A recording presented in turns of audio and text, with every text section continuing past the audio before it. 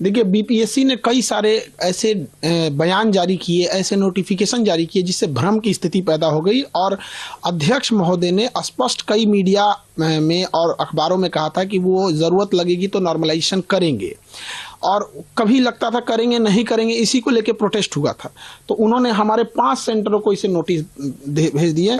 देखिए, इसमें है मुसल्लापुर बोरिंग रोड पटना का है, ये मुखर्जी नगर दिल्ली है, करोल बाग दिल्ली है, और ये प्रयागराज सेंटर पे इन्होंने भेजा है। हालांकि इनसे एक छूट गया है, देहरादून छूट गया है, और गुवाहाटी खुल रहा है वो छूट गया है, इन्हें वहां भी भेजना चाहिए, हम इसका जवाब देंगे।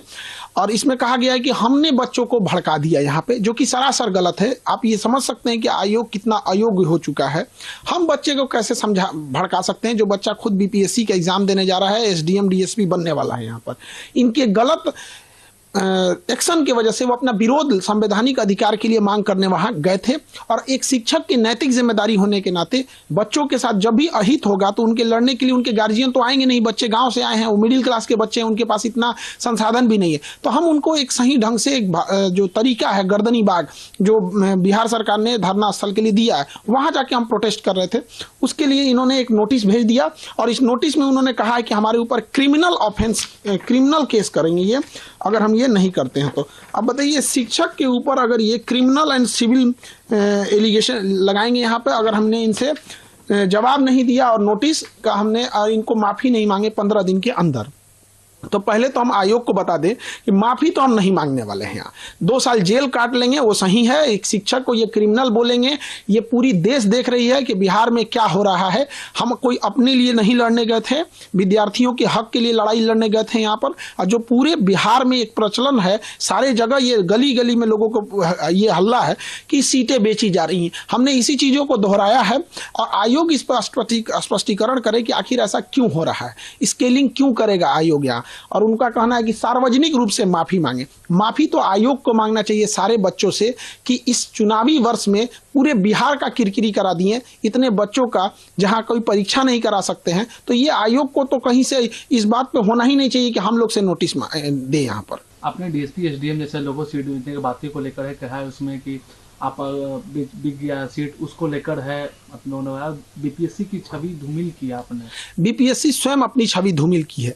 जिसका पेपर लीक हो जाता है, जिसके चेयरमैन कहते हैं कि इस पेपर को कोई नहीं फाड़ सकता, उसको कोई रगड़ कैसे फाड़ दे, जो कहता है कि यहाँ पर सबसे सुरक्षित बापू परीक्षा परिषद बिहार का सबसे अच्छा सुरक्षित है, वहां से सबसे ज्यादा हंगामा हो जाए, इससे ज्यादा छवि क्या खराब हो सकती है।